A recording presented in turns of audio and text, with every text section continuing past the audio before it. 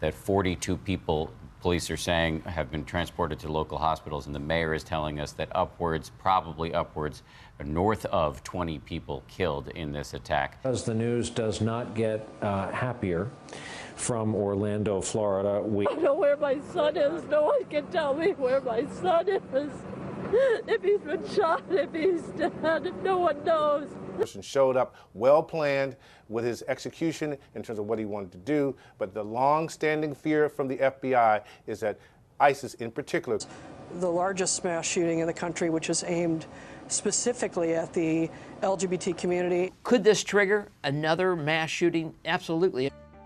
In June 2016, the deadliest mass shooting in the United States at the time occurred at the Pulse nightclub, a gay bar in Orlando, Florida.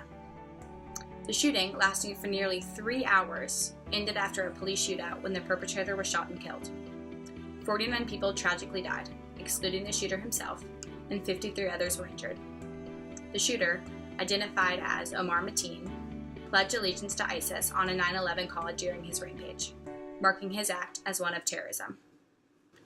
Today, January 31st, 2019, it's been over 2 years since the shooting. I want to look back on the steps this man took and highlight those the U.S. government did not take in order for this historical massacre to occur. Diving first into Mateen's professional history. He worked under the international security firm called G4S. This company specializes in security operations and equipment, supplying security guards, monitoring technology, and transportation to locations all over the world. In 2013, Omar was terminated from his job as a corrections officer at a local prison. During this same year, following his termination, he acquired a Florida state-issued security guard license and a security guard firearms license. His umbrella employer company, G4S, allowed him to easily obtain these dangerous licenses and hired him back on as a security guard for a local courthouse. The team was quickly transferred from this courthouse position because of inflammatory and threatening comments, saying that he had ties to Al-Qaeda and Hezbollah. These statements were reported to the FBI, and Omar was investigated for 10 months. This included a questioning in 2014, provoked after Omar's associate became a suicide bomber for a terrorist group in Syria. This case was closed on the basis of no actionable evidence. Mateen was flagged by the FBI for a second time after he had been watching jihadist videos recorded by Al-Qaeda propagandist Anwar al-Wakawi. This case was again closed and no charges were filed against him. His name was removed from the FBI's terrorist screening database. He continued on with his life, still owning a firearms license, and in 2016, the year of the shooting, worked as a security guard for a gated community 2 hours outside of Orlando. Omar Mateen had driven almost 2 hours from his home in Fort Pierce to the Pulse nightclub on the early morning of June 12th. Pulse is a very popular nightclub to the homosexual population in Orlando.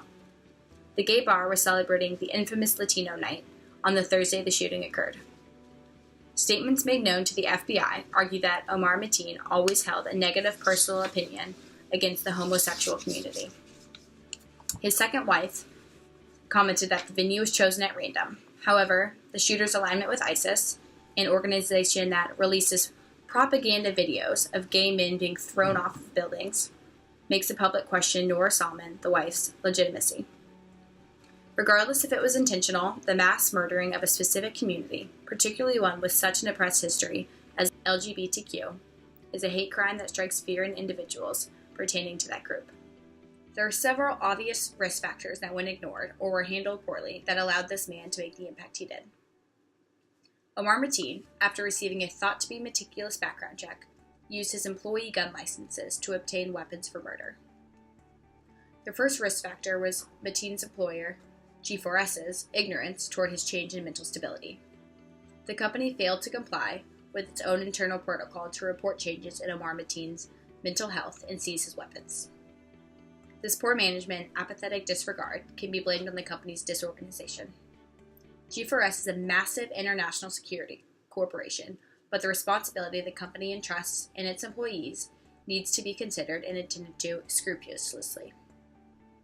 Mateen bought his guns after being on the terrorist watch list and investigated by the FBI twice. Although he was removed from the list before June 4th, 2016, when he purchased the semi-automatic rifle and semi-automatic pistol, his presence on that list would not have precluded him from purchasing these weapons legally. So, under U.S. federal legislation, if someone is currently on FBI's terrorist watch list, they are still free to buy weapons.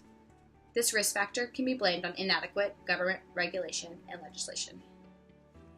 Extending the specific risk of Mateen's ability to obtain weapons, his vast choice of guns is terrifying. The rifle he used was an AR-15. This weapon was originally developed for the Vietnam War and is so commonly used in mass shootings. The AR is thought to stand for assault rifle, when in fact it stands for Armalite, the name of the host company. The sale or importing of AR-type rifles are banned in 7 states and in Washington, D.C. This is likely because of the dangerous modularity of the gun and the harm they can do in such a short period of time. The gun can store a lot of ammunition, allowing for repetitive rounds, and can be accessorized with a silencer. Gun silencers are a muzzle device used to suppress the sound intensity of a firearm when it is dispatched. There is no adequate reason any civilian would need to obtain this, yet a more Mateen did unquestioned.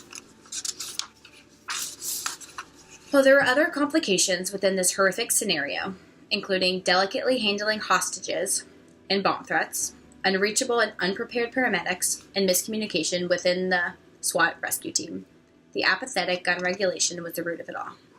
Where are we now, America? It's 2019. What have we improved since then?